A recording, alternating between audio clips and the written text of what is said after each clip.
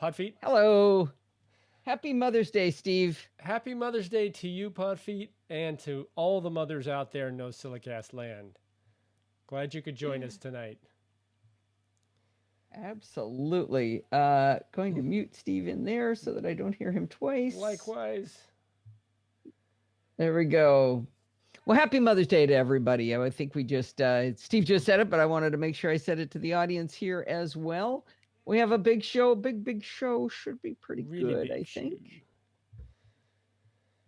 All right. I think it's, we should probably start with roll call. We've got Kevin and Marty, also known as Drunk Nick Nolte, and Jason and Steven and Lindsay and Mike Price, also known as Grumpy, and Rick and Sandy and Steve and wait a minute. What? Michael Westbay, you can't be here. You're asleep. You specifically said you were asleep, and he's in Japan. Maybe. By the way, Mike, the 15-year show is not this week; it's next week. So if you did want to record what you sent to me, you still do have time. Shoot, that excuse isn't working, I guess. yeah, he's getting out of that. Have you gotten any inputs out? I have gotten quite a few. Jason just sent one in today that warmed my little heart. I put my heart on my chest. I was so taken aback. It was very, very nice. Is that pizza the bird is feeding the baby bird? It looks like it. I didn't finish. Let's see. Who else have we got in the sidebar? Dorothy is here, and John. And is Wheels here yet? Where's Wheels? No. Possibly Rose. Is Rose here? Frank sent me a note saying he would not be able to make it tonight, but asked to give his best to everyone and wish all the mothers a happy Mother's Day. From Frank. From Wheels.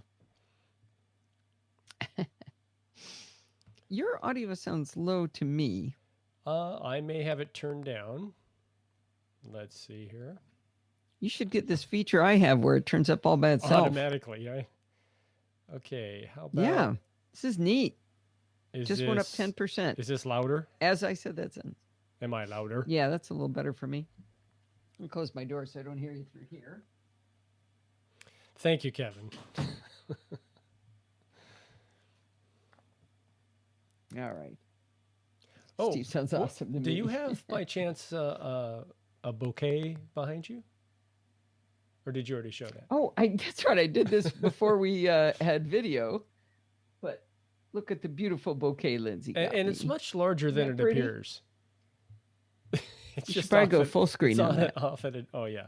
It's just off at a distance. Full screen, it'll be bigger. See? Wait, what is that large... It's way far away. ...animal on that chair? It's a cat.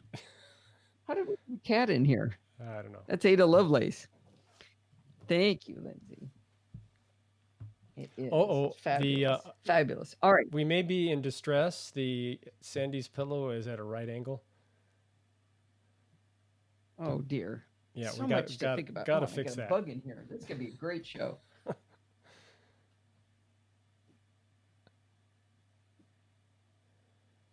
Okay. And I would like to know where Baby Yoda went. Baby Yoda.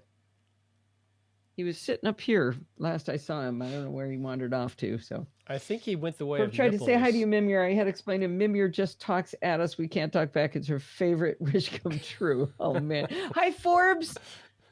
I'll put you full screen one more time. Thanks for taking good care of your mommy. What's hi, Forbes. Again, full screen. Hi, Forbes. Oh, hi, Forbes. You know what we could do? Oh, Rose is here. This is just sell it completely. Oh, hi, Rose. Hi, Rose. I said hi to Rose just in case. Let's see. Oh my goodness, it's up at 41%. That's nice. To check that. I am going to play something just so you can find out if there's audio playback. Okay, listen to this. Nope. No volume. Oh, you couldn't hear it? Nope. They heard it, Steve, because you're not listening to Discord. That means I'm not giving you the right feed. Correct. And that's probably most That means I'm important for giving the you the video. wrong thing. Hang on. Well, it probably is. There we go. Well, we'll play it. Forbes will like hearing it twice. Here we go.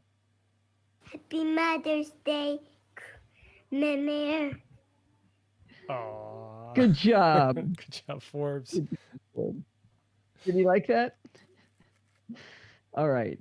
Enough self-congratulations there. Let's get a NosillaCast intro in here. And I think we better start before my volume's at 90%. All right. I would really like somebody to figure that out. Anybody take a note? Hey, Sandy and Kevin were required to keep an eye on my, oh my gosh, 45. I'm sorry, guys, but this is, I don't know what's going to happen if that keeps, I think it's, for some reason when I'm recording, I don't think it does it. Dorothy, I know I called you out in roll call. I saw you when I read the sidebar. Oh, Steve, you just added something to my control panel. That's cool. All right. I've lost something here. Hold on. You lost. Your ever Can't do loving video mind. switching. Shoot. Video switcher's not working. You can't? No. I can do full. No, I can't even do that. Hold on. You did it a second ago. He's lost that love and feeling. Oh, I thought it was loving feeling. Loving, not love and feeling. I can go full screen, but I can't do the little inset, the 3-up with Discord. It's not switching for me. Uh-oh, so you're going to be on screen. The whole time. That's horrible. Kevin will like it. He likes to take himself off screen so he doesn't, he can pick his nose. And no, I mean, he would never do that. You know what I mean? I can do this. Maybe I can just go. Okay, can I start recording the show, sweetie? Yeah. There, I can just freeze myself. That's better. Now I need to stream the video, he says. All right, here we go. Muting Steve.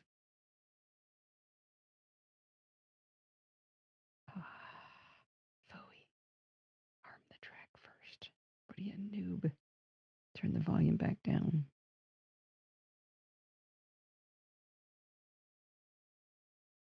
What's going on? What the heck? Hang on. Sorry, technical difficulties. Okay, what is going on? It's like that didn't start at the right spot. There we go. Hi, this is Allison Sheridan of the NosillaCast podcast, hosted at podfeet.com, a technology geek podcast with an ever so slight Apple bias. Today is Sunday, May 10th, 2020, and this is show number 783. Well, next week is the 15-year show, and I've gotten so many great recordings. It's been fantastic. They've really warmed my heart. If you have anything you want to add for next week, be sure to get them in soon. So I guess it's hard to listen because my voice is so loud. Okay. Only made it that far before needing to make a cut. I also want to give a big shout out to all the mothers out there. Happy Mother's Day. I've been smothered in love from my children and my husband, and it's been fantastic. Good job, family and kids. It's been really nice. Well, I've also been head down on a video tutorial for Screencast Online this week. I delivered the tutorial on Loopback and from Rogue Amoeba, and it also included an update on a few new features in their application Audio Hijack. Come on, really? Make sure I didn't screw that up. Week, be sure to get them in soon. I also want to give. Okay.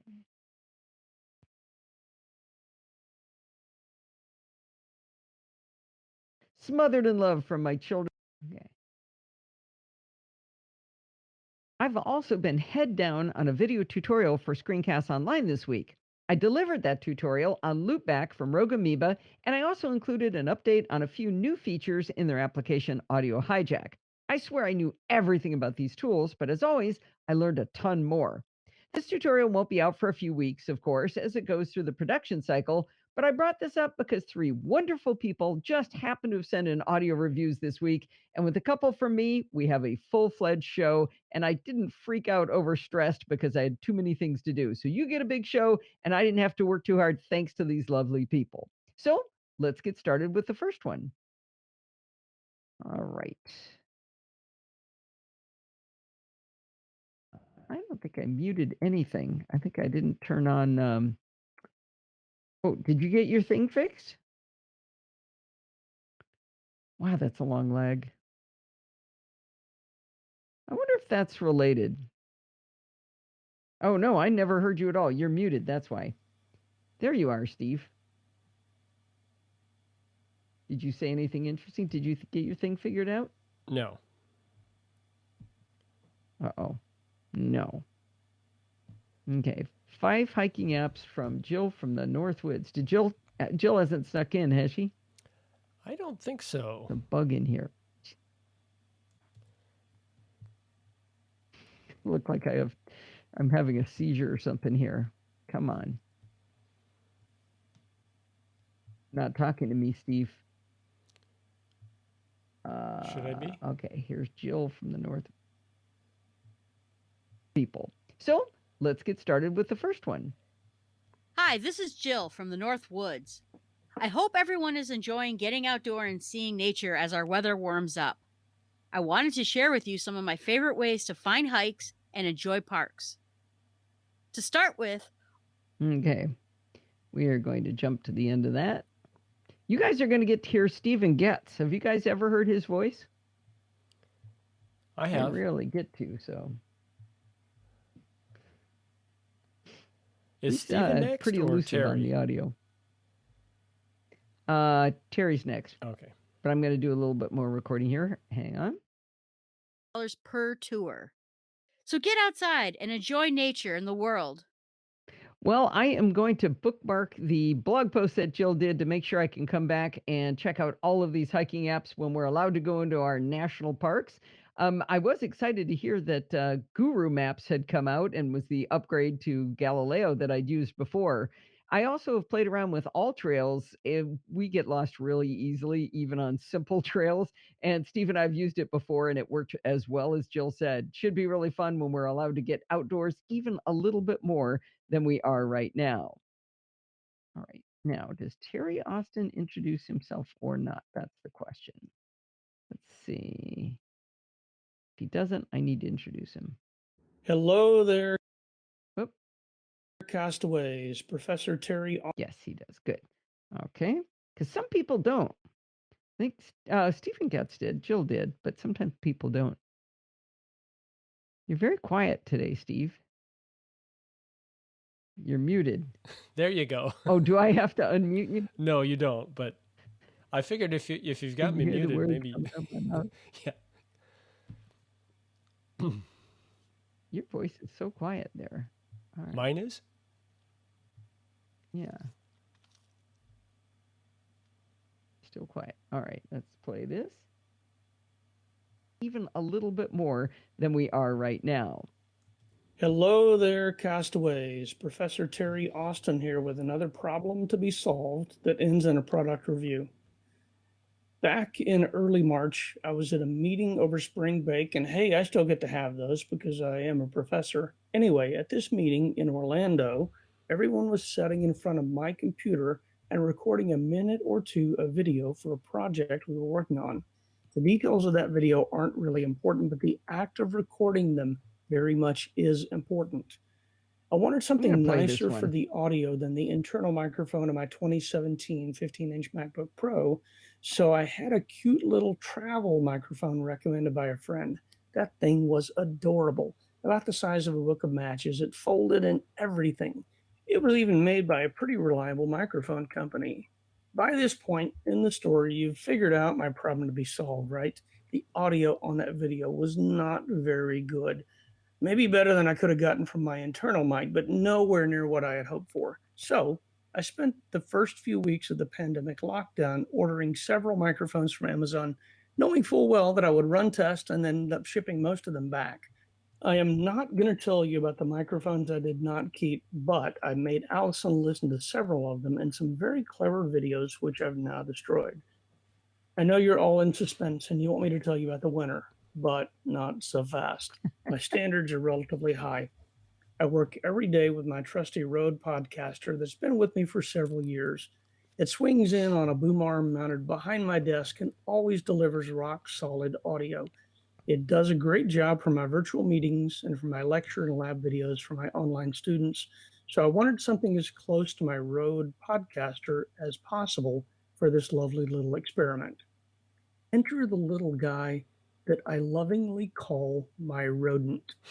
The actual name is Rode NT USB Mini. A little less cute than rodent, but I like it. There is a big brother that I don't want you to confuse this with called the Rode NT. So keep those straight. We're talking the Rode NT USB Mini. I did a Google search to find out when the Rode NT USB Mini was released, and the best I was able to discover was a first appeared on Amazon date. That was February 11th, 2020. Having some of the newest, shiniest tech around is always fun. It's a totally adorable microphone. I'm gonna cut that long gap there. Yeah, Mike, he's for reasons that will go without saying, he does not have a lot of flexibility in what room he can be in. Yeah, co-refrigerator, I think it is. Yeah, a fridge is not ideal. I think he would agree with that. And we have actually done noise reduction on it already too. His tech around is always fun.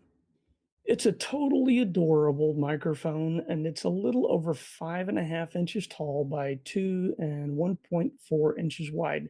That's 141.9 millimeters by 89 millimeters for those of you who like metrics.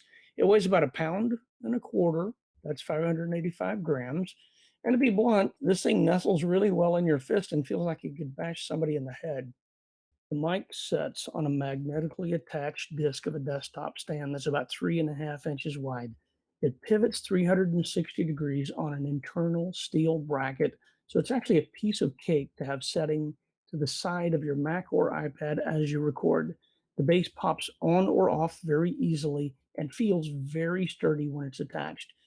If you pop that base off, you can attach the microphone to a boom arm or some other taller stand if that's what you like.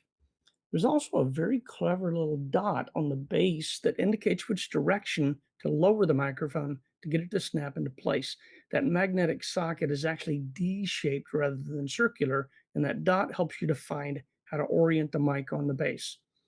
Should you wonder about magnetic stuff, what is and isn't magnetic, it's the base that's the magnet, not the microphone bracket itself. So if you're packing for a trip or tossing the mic into a travel bag, you could actually very easily leave that base disc at home if you like, because the microphone sits very nicely on the integral bracket in a really stable fashion.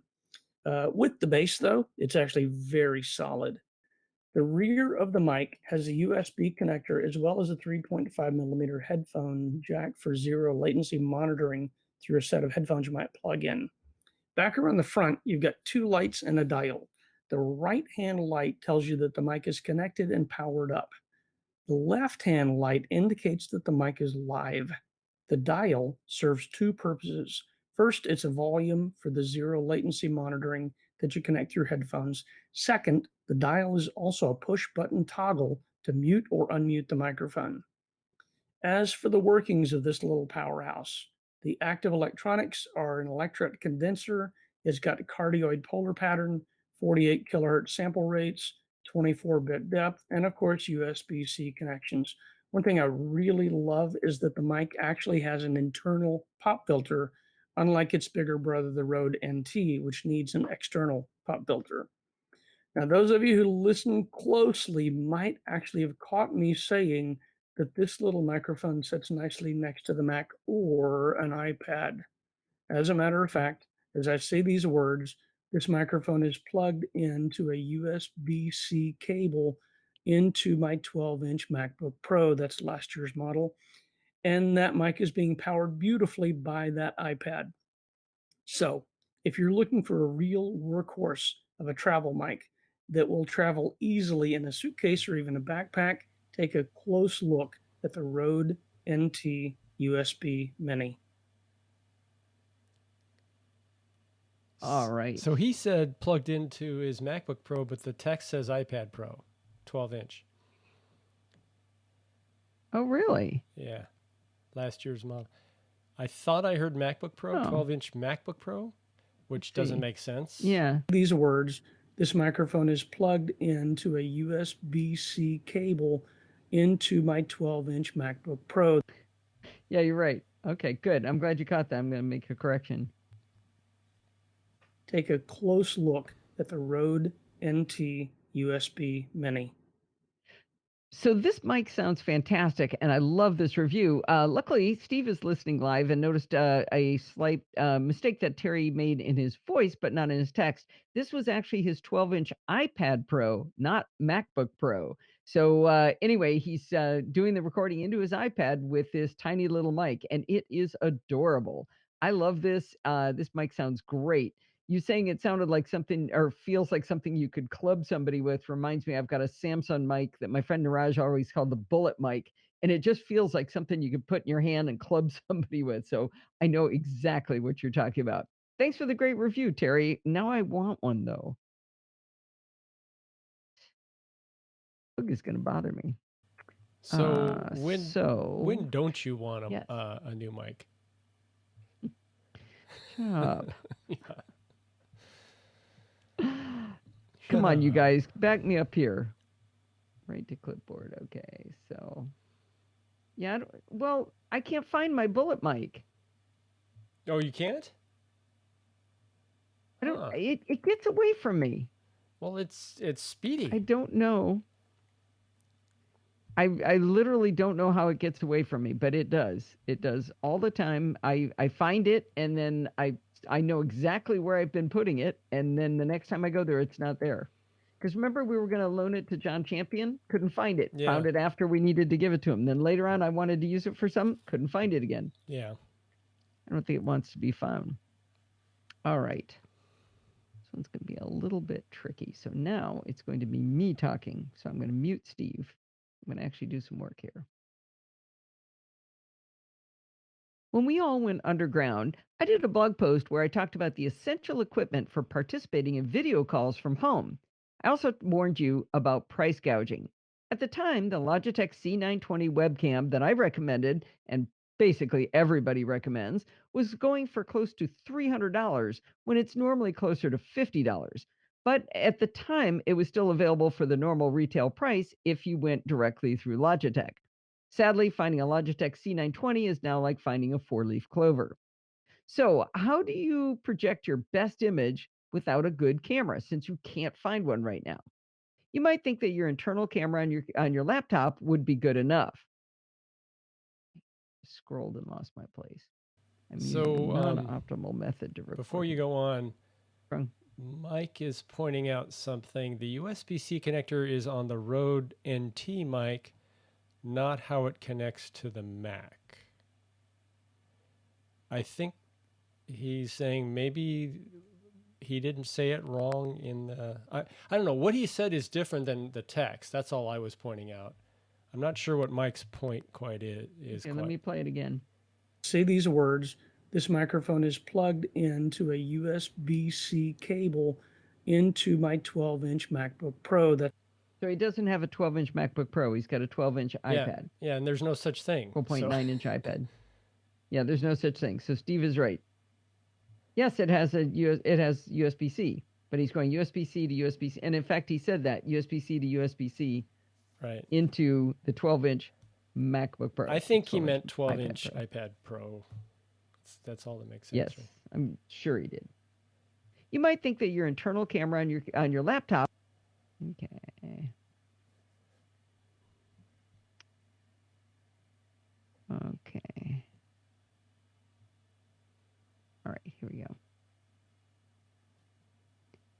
I'm sure there are some laptops with cameras that are passable for, a family Zoom for cocktails, but to have a professional image, you're going to want more than that.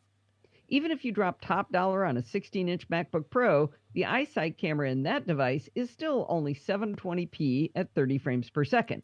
It seems tragic to use this poor quality camera if you've got an iPhone or Android phone sitting there with a fabulous camera. Even if you're sporting an original iPhone SE from 2016, you've got a camera capable of doing 1080p video at 60 frames per second. If you have one of the newer cameras like an iPhone 8 from 2017 or even the new $400 SE, you can do 4K video at 60 frames per second. So now how do you feel about using that built-in iSight on your Mac? Well, unfortunately, you can't just plug your phone into your Mac or PC and use it as a webcam. Or can you? The $8 app Epoc Cam from Canoni claims to allow you to use your iPhone or Android phone as a high-quality camera for your Mac or PC. I first heard about this app when Leo Laporte mentioned it on MacBreak Weekly. It sounded intriguing, so I decided to check it out for myself. The good news is that Canoni has a free version of their app for you to try out first to make sure that it will work for you. I like the way they did this too. The free app is spectacularly annoying with ads up to and including covering the view of your camera with an entire ad right in the middle of a video session. Now, I say this is a good way to do it because they don't use an in-app purchase to get rid of the ads. You buy it outright for $8 as a completely separate app. The reason I like that is that it means the app can be shared on your family plan for iOS. I'm not sure how that works on Android, but I bet they have something similar. Anyway, I downloaded the free version, and then the instructions told me to go to canoni.com to download a driver. The driver installation on the desktop was painless, and I agreed to the expected questions about allowing Epoc Cam access to my camera and microphone. On Windows, they include a little viewer app to test the camera, but on the Mac, they have you search for WebRTC samples in your browser. WebRTC is an open source protocol to all real-time communications, that's why they call it RTC, from within a browser. I found a section in the GitHub repository for the open source project for WebRTC where you could test a camera and a microphone, and oddly, it did not recognize Epoc Cam. I was using Safari for Mac at the time, so I switched to Chrome since Chrome, for some reason, usually works better with video interfaces. And sure enough, on Chrome, I could choose the virtual Epoch Cam as my source, and I could see video from my camera on the WebRTC test page. Sweet! Okay, now let's talk for a moment about the features they promise if you upgrade from the free version, because it's way more than just getting rid of the ads. They promise you can, first of all, you can use your phone as a microphone as well. Now, in a lot of cases, that's way better than the built-in mic on your laptop, probably all of them, and the phone can be a lot closer to your mouth so you get less room noise if you use your phone's microphone. Even if you don't need a webcam, might be worth the $8 if you didn't get a big girl mic before the shutdown.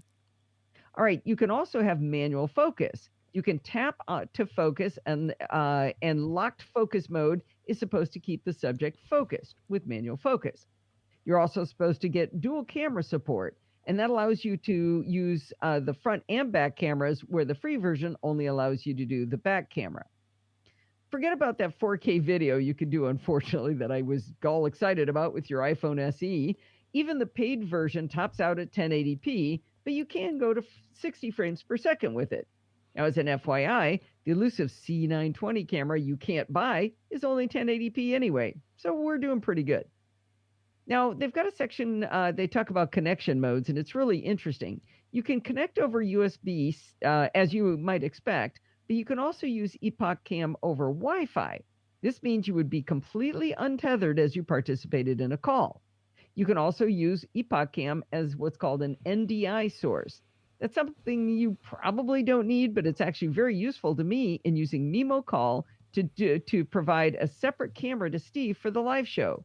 We could have me on my regular webcam, but say give Tesla my iPhone as she wanders around the house. Tesla Cam. It'd be awesome. All right. It was time to stop being excited about the promises and try out the full version of Epoch Cam. I jumped onto Zoom and I tried to select Epoch Cam for video, and sure enough, it was there. I selected it and my video looked great. I could use either the front or back camera. I looked at the settings and I was able to change connection methods like untethering and using Wi-Fi. They have a setting to use a green screen, but it's pretty janky. I probably wouldn't use it. Even with my real green screen, it didn't work very well. Then Steve and I launched Mimo Live and we tested the NDI capability I said you might not care about, but I definitely do. The video looked fantastic, even as I untethered. I walked all over the house, and with the exception of when my iPhone jumped from eero to eero, he said it worked great. But then it didn't. I got a circle on screen that said connecting, and I could not get back to where he could see me. I quit the app a couple of times, but that didn't help. In fact, the app started quitting all by itself. I wondered whether it was a problem with having the free and paid options both on my phone, so I deleted the free one, I restarted my phone, and then it started to work again. Still kind of gave me a queasy feeling that maybe it wasn't completely stable. Next, I launched a Google Hangout. Yes, they're still there, but they don't sound long for this world. And of course, I did the Google Hangout using Chrome, and Epoch Cam worked great there too. I tried Safari, which is never super happy with video input, like I said, and Google Hangouts did not see the camera. I was kind of curious. I tested Epoch Cam and Skype, and again, it worked beautifully. Some time passed, and I went back into Zoom to verify some things as I was writing up this review, and to my dismay, the Epoch Cam virtual camera was not an option to select for video input, even though I had used it there before. I went over to Canoni's website, and I found terrible news. A recent update to Zoom has disabled the use of virtual cameras.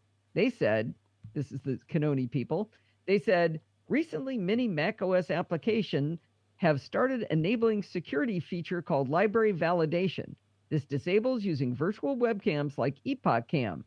There is also a workaround. You can remove signature from the app, allowing it load third-party libraries such as Epoch Cam plugin. And it started with install Xcode command line tools via terminal app. Oh yeah, sorry, that is so not happening. I love a good command line solution as much as the next girl, but I am not removing a security feature like that. Well, it turns out Skype for Business has disabled Epoch Cam and other virtual cameras as well, and so has SnapCam. I started perusing some of their other FAQs, and I discovered this. On macOS 10.14 Mojave, Apple has stopped supporting third-party webcams in Apple applications like FaceTime, Safari, and Photo Booth. Nothing we can do about that. Sorry. Well, that explains why Safari wasn't working in any of my cases, right? I was super excited about Epoch Cam as a solution as a webcam, but the available apps is super narrow and probably narrowing. Skype for non-business seems to work for now, and the dead man walking Google Hangouts are all normal people can use this for. What I don't know is whether Windows and their equivalent apps like Zoom and Skype for Business have invoked similar security measures. So this still might work for you if you're on Windows. Now, while I may be the only person in the conversation will get the advantage of the NDI interface if it's stable, you might still want to get Epoch Cam to use your iPhone or Android phone as a microphone. For $8, it might be a great solution to not having a big girl mic. As Alex Lindsay, the crazy high-end video guy, once said in a class I took from him at the Podcast Expo, the most important thing about video is audio. And he's right. There we go. You unmuted yourself halfway through. I heard you laugh at a joke. Whoops. We should not laugh here. This is a serious podcast. Did I miss anything? Steve, there's Jill joined us. So she didn't. Jill joined us. She missed her review. She missed her recording. Okay, everybody go in and tell Jill how hilarious it was. Since you weren't here, I only played a little bit. I was going to make them wait until later. And Ian is making fried worms. He says it's funnel cake, but I think it's worms. Yo, when did Ian get here? He popped in. Ian knows that that we took the you're late, you buy drinks next time rule off, doesn't he? He knows that. Someone showed up late and offered to buy. Forget who it was. Oh, wait, we have a pair of Ians. Yes. We have Ian Lessing and Ian Princeton. This is Princeton I'm talking about. Oh, okay. Those worms are someone else's Ian Lessing. Well, it's the other Ian. You don't hear too many Ians in the same chat room. Yeah, usually we have two people named John, but now we've only got one. Do we have two mics? Yeah, we have two mics. We have Mike Price and Mike Westbay. Mm-hmm. And two Steves. Steven and Steve. All right, where's my cursor? There you are. Sometimes I lose it. Oh, Steve, there's an Easter egg for you. You're never gonna read the blog post that I did about the lens I bought, but look at the captions on the photos. Will do. While I do pledge break. All right, here we go. I eat real worms for the correct price sometimes. Here we go. I was thinking about Patreon and the people I support through the service. Let's take Daily Tech News Show, for example. If that show was to go away tomorrow, how sad would I be? I would be devastated. I love that show. Would I write to Tom and say, hey, if I give you $1 per month, would you keep going? How about $2? Well, Tom's show is supported entirely by Patreon, so people like me can already give him that $1 or $2 per month to demonstrate the value we get out of the show. Now, of course, with my show, it's different. You listen to me and Adam Enks talking about how we don't know how to stop doing things, so you know I'm going to do it forever. But imagine for a moment that the show did stop. Would it be worth, I don't know, $1 or $2 a month to bring it back? If it would be a real sad time for you if the show would disappear, consider going to podfeet.com/Patreon and pledging, some dollar amount that's right for you and your family to show the value you get out of me doing these shows. All right, pledge break is over. Let's get back to the fun stuff. Boy, that was a guilt-ridden one, wasn't it? Didn't make you feel bad? Yeah, tugging at the heartstrings there. All right. You betcha. Oh my gosh, yes. Look at what Lindsay's posted right now. So she wrote, Forbes and I received a great Mother's Day present, a personalized book of the careers Forbes could have. This is from Nolan. One of them was a coder, and she said she thought the NosillaCastaways would like it. And she inserted a page. Make that full screen for a minute so people can freeze the video later if they want. Okay. Actually, that's not possible. I don't think I can do that with the No, Discord. that's going to be really hard. I've made it as big as I can, but it cuts it off.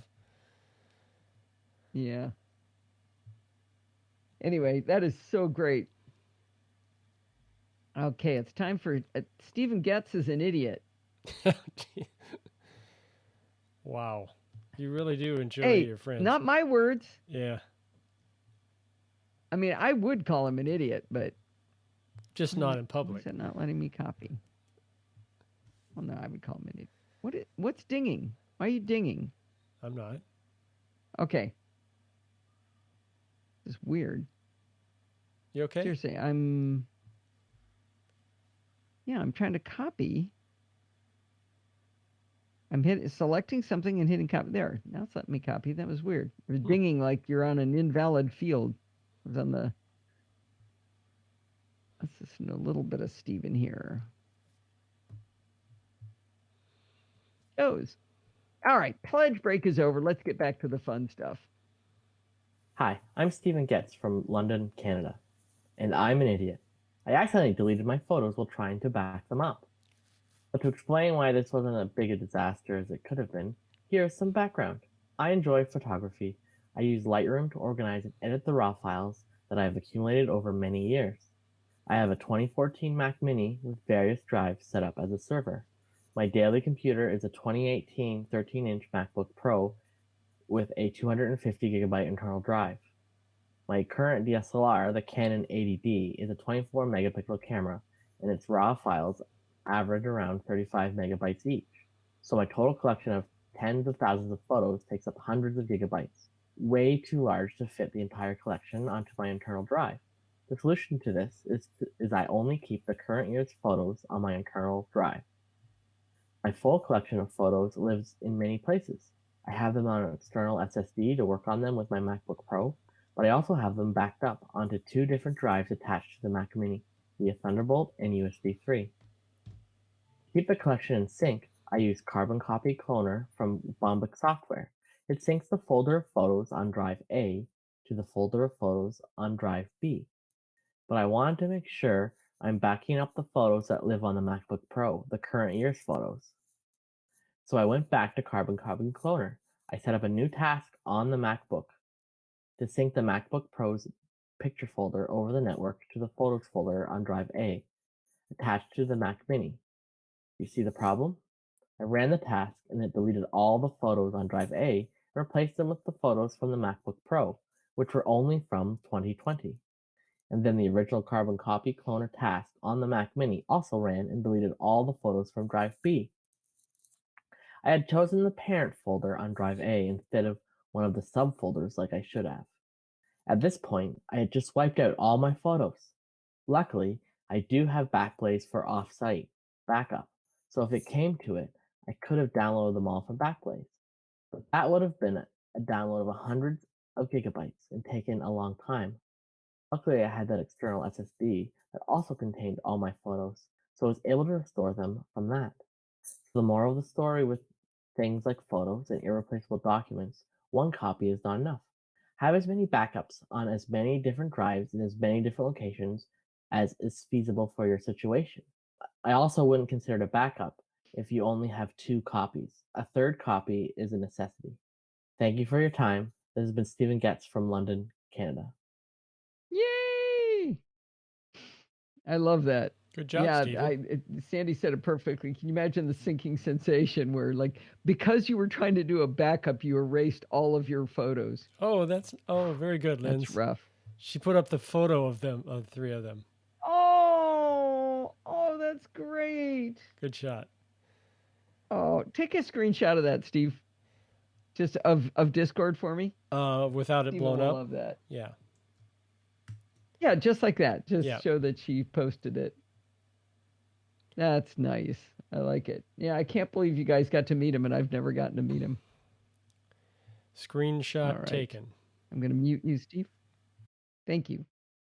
Okay, here we go. 2 copies. A third copy is a necessity.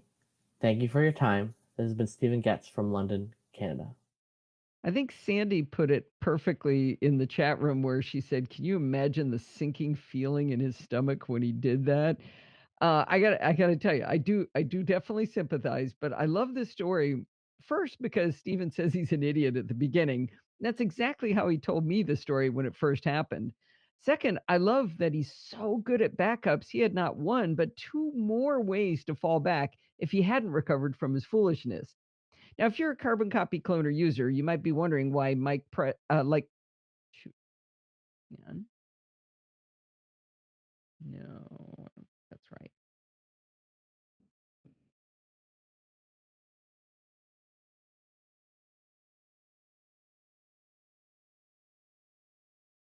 If you're a carbon copy cloner user, you might be wondering, like Mike Press did. Mike Press? Not his name.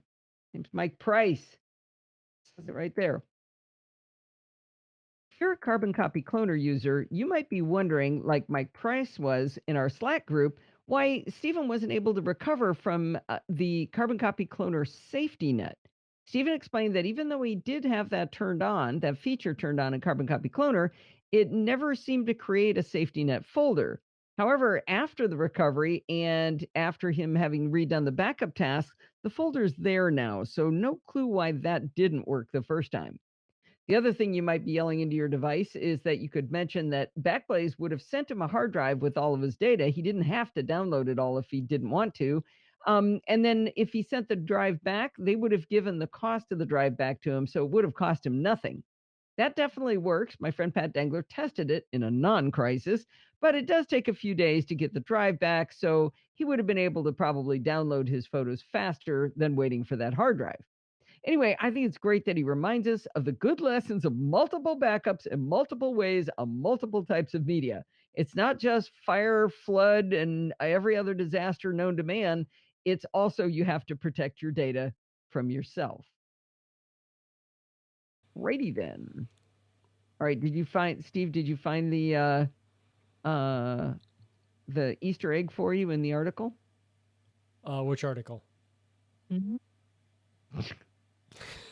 The one coming up that I told you there was an Easter egg in.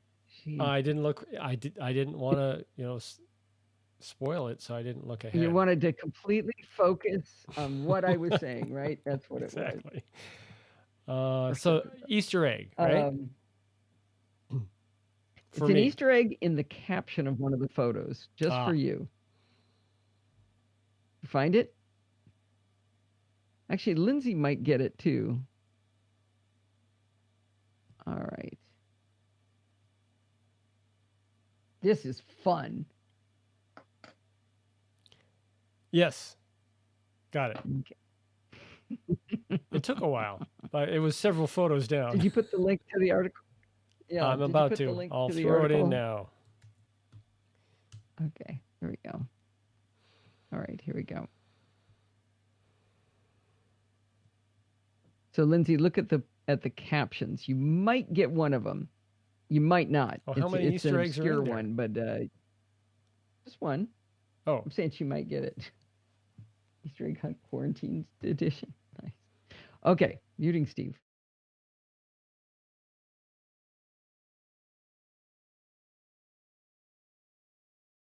Click. Recently, Dorothy, also known as Mac Lurker, posted some really amazing macro shots she took of some flowers in her backyard. She used her big girl camera and a new macro lens she got for Christmas. They looked amazing. Well, it inspired me to drag out my big girl camera, slap on the macro lens I have, and take it for my walk. I love taking macro shots, especially of flowers. And if you can get a bug on a flower, man, that's the best thing ever. I had a lot of fun on that one walk and bartered my 40 photos down to 2 that I liked, and I posted those in Slack. Now, as much fun as that was, the problem is that I have to think ahead to bring my camera. It's a Micro Four Thirds camera. It's an Olympus EM5, but it's still something I got to hang around my neck, and I don't do it very often. But I always have my phone with me so I can listen to podcasts, unlock my door when I get home, and call Pat Dangler to entertain me while I walk. I still see these great shots in my head, though, when I see unusual flowers, so I try to take those pictures with my iPhone. I usually try to use portrait mode, and it almost always falls over in a heap. Portrait mode, in more cases than not, cannot get the flower and its stem in focus, so the stem gets erased and it's lost in the fake bokeh background. Often the petals get weird looking around the edges and that too. Anyway, it works just often enough that I keep trying, but I'm almost always disappointed. Well, the other day, Steve and I were working on a home project that's completely unrelated to the story, but I was wondering whether adding a wide angle lens to one of our webcams might solve a problem we had. It was unlikely to be the right solution, so I was hunting for the cheapest possible wide angle lens. In my searching, I found a lens combo kit with both a macro lens and a wide angle lens from a company called, I'm going to pronounce it Criacur. It's Criacr. Anyway, Eclipse, this macro lens and wide angle lens clip onto your phone. These types of lens clips have been, okay, that's too many stumbles in a row. Anyway, Eclipse, back here. I'm going to pronounce it. My voice. I don't think I like this thing I've done here. What happened? How did I get there? Uh-oh. That was weird. Okay. I'm going to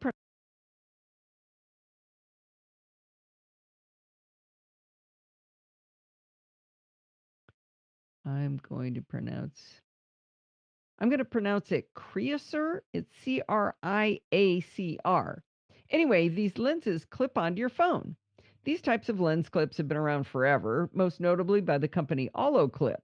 But these are super expensive, in the $100 kind of category. What surprised me about this Criacur lens kit was that it was $16. So it's got to be complete and absolute junk, right? Well, you'd be wrong. For $16, though, I figured it was worth a try, and I am astonished at the quality of this lens kit. I should mention that the company listed on Amazon is Criacur, but when you get the lens, it says Amir on it, Amir. The first thing I noticed about the Amir lenses is that they're heavy, which indicates a lot of glass, and that's usually a good thing. The macro lens only weighs 1 ounce, that's 28 grams for you Canadians, but the wide angle lens weighs a whopping 3 ounces, or 86 grams. The two lenses screw together, and they in turn screw into a little clip that holds onto your phone. They come with a lens cap for the wide angle and a back cap for the macro, protecting both lenses, and it comes with a soft carrying case and a little cleaning cloth. Remember, this is a $16 kit. I paid $9 for just a lens cap once. One of the complaints Dorothy and I have about our macro lenses for our big girl cameras is that they don't focus up very close. I think we can only focus as close as 7 inches away from our subject. The macro lens made by Amir is a 15x and can focus as close as 1.18 inches from the subject. That is crazy close up. While this can get super close, you're restricted to being that close, though, because the max distance is 1.57 inches. So you've got just like 3/8 of an inch of movement of depth that you could be from your subject and still be in focus. So it's pretty tight. The wide angle lens is interesting because it only works if it's screwed into the macro lens. If you screw it into the clip without the macro lens and put it on your phone, it will not be able to focus. The wide angle is 0.6x, so that's close to equivalent to the ultra wide lens that's built into the iPhone's 11. So let's say you have an iPhone XS or new iPhone SE, and you're kind of sad that you don't have the ultra wide lens. Maybe you could take the same kind of photos by adding this lens for only $16. A lot cheaper than buying an iPhone 11. Now, you might be wondering if the two lenses would multiply if you put the wide angle on the iPhone and use the ultra wide lens to take the picture. Do they multiply? Yeah, that doesn't work. The Amir lens clip system seems to only work when in conjunction with the normal lens of the iPhone. The clip that holds the lenses is designed to be universal, so you don't have to have a particular phone to make it work. It's got a rubbery clip side that goes on the screen of your phone, and on the back it has a slotted hole that allows the back camera to look through the lens.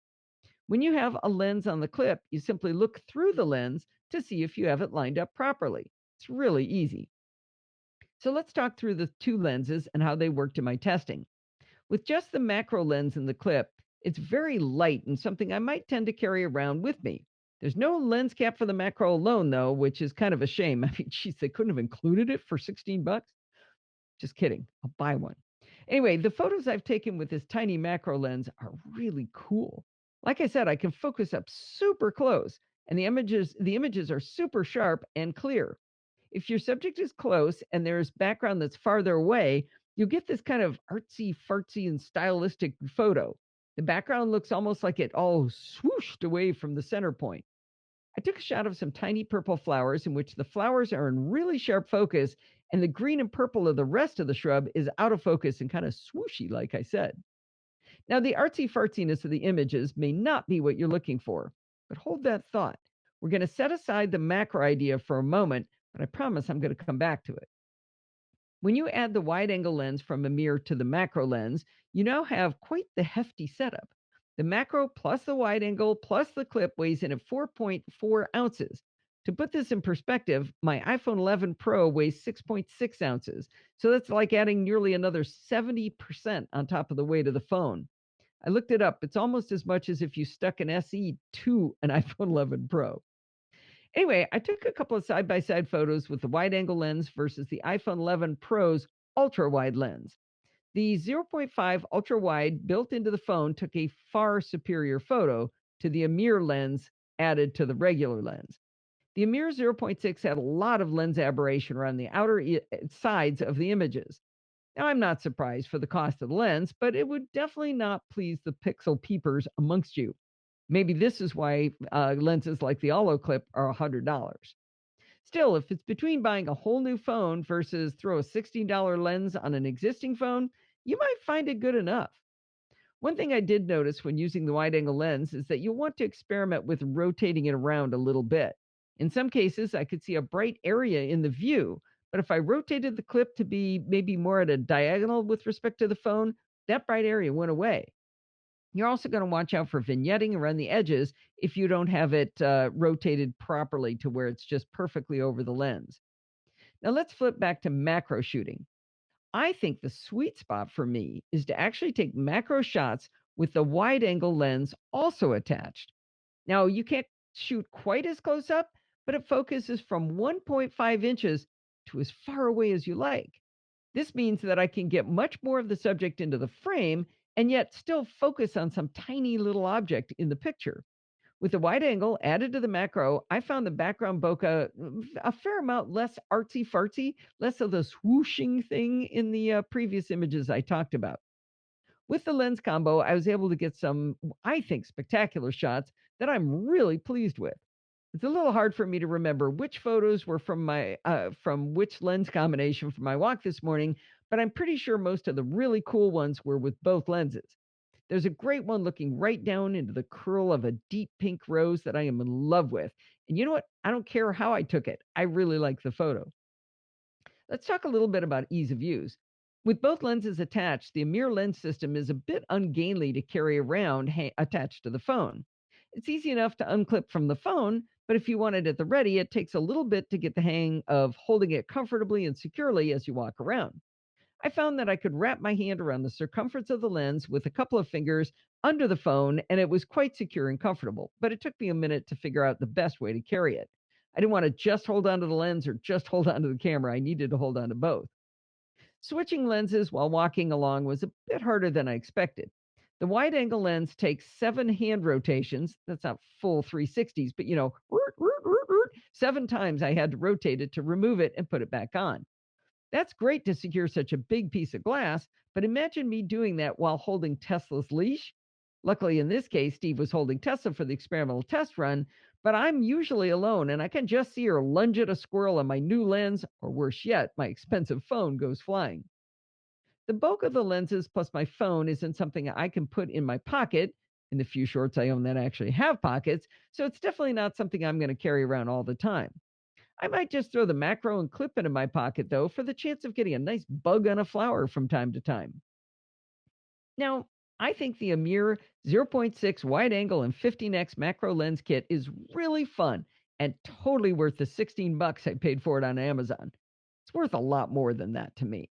But before you drop down that hard-earned $16, you might want to take a look at some of the other options they sell. I noticed after I bought this lens kit that there's a link on the page to a newer version for $23. I know, it's a lot of money, $23, but it includes an even wider angle lens, an even more magnified macro, a fisheye lens, and a couple more, and comes with a hard carrying case.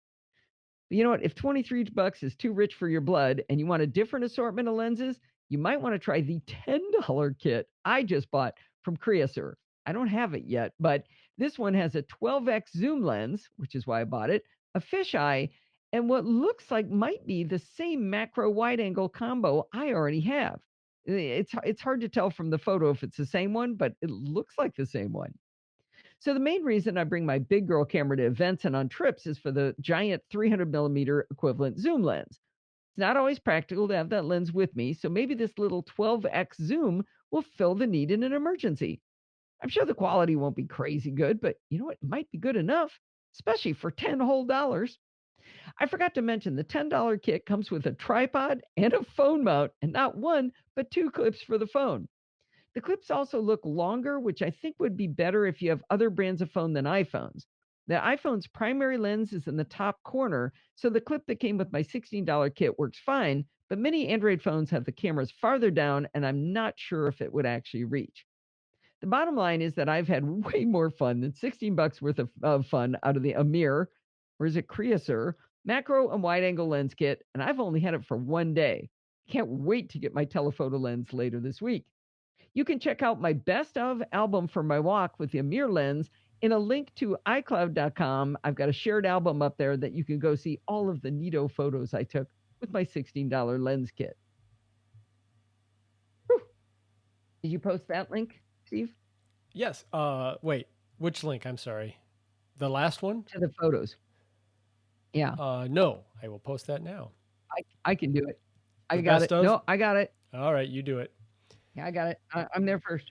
But I've been By the way, I posting did a lot have, of. I've been throwing in a lot of your photos into the stream, but Good. Isn't that rose one and- amazing? look what I got working. Oh, I'm so happy for you. Just in time for the show to be over, huh? Right. My timing is impeccable. Oh, are you taking screenshots of those images? Yeah. Oh, you can just right click on them and say copy image. Oh, but I'll get something huge. Or are those Yes. are those smaller or are those full size that you've put in? I guess they have to be. Where? They're the size that we see them in the blog post pretty much, or does it refer back to the? They might end up bigger. They've been displayed smaller than they actually are. Okay. Thank you, Sandy. I love that rose. It made me happy. Yeah, you got a lot of thumbs right. up on the rose. Thumbs up and Good. hearty eyes. Oh, wait, I see somebody else's photo. Put your lens in Oh, a there are fanny a pack. bunch of well, I photos. wear a spy belt. Oh, those fanny packs are nice. I Um, wear a spy belt, and that's a little too small. There's one from Dorothy. There's one from Dorothy. Oh man, Dorothy, I haven't seen that one. I thought I Oh, saw. that's stunning. Maybe That not. is stunning. So this is important to look at. Like, look at the bokeh on the back of that. Look how soft and creamy and gorgeous that is on Which her one? purple flower. Oh, the purple. And flower. then look how. I mean, yeah, on that one. And Yeah. look at the bokeh, and that is just gorgeous. It's just cream. It's And which lens was it's that? not- That's the big girl camera lens. That is. I could show it to you if you want. Hang on. You're disturbing Ada.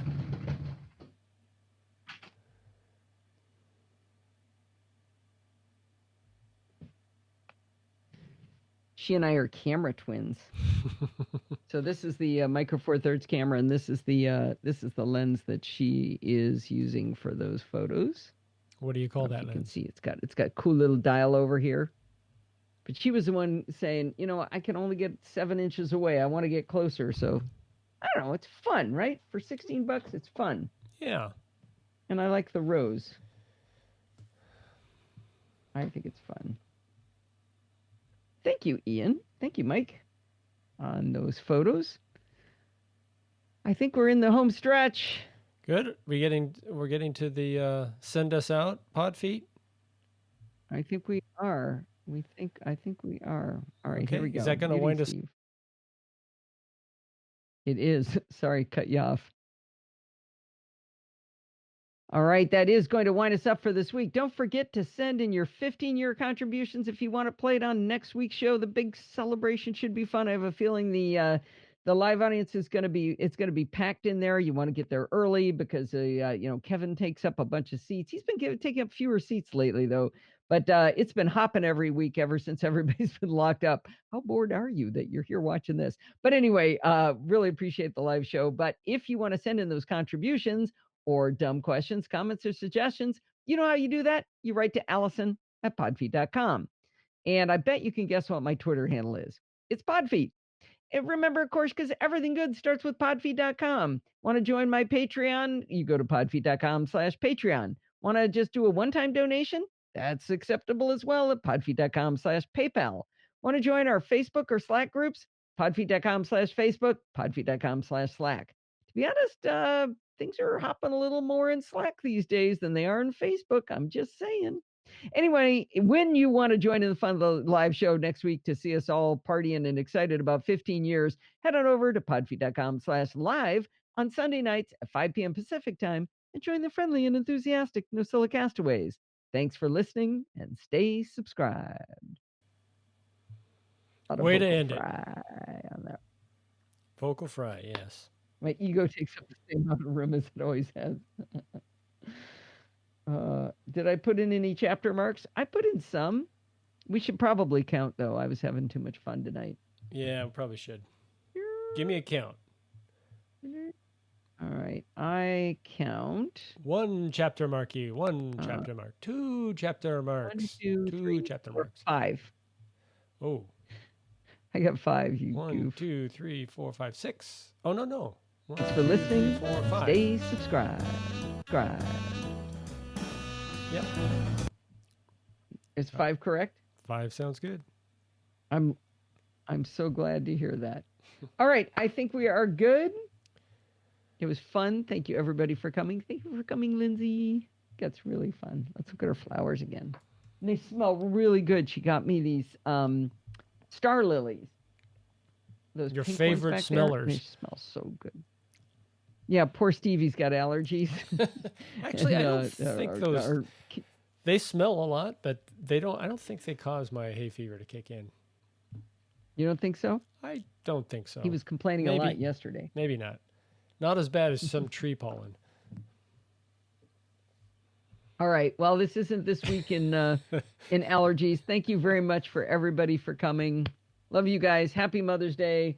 And lilies are poison to cats. I did not know that. That's what Ian said. Fortunately, our cats seem to stay away from them. Yeah, so far so good. Anyway, cut us off, Steve. Good night, Gracie. Actually, wait, I can't stop it, can I? I can do it. Can I push the red button? Will it stop? No. What's that? No. No. Oh, that's not okay. the stream. All right. Say good night. Bye. Gracie.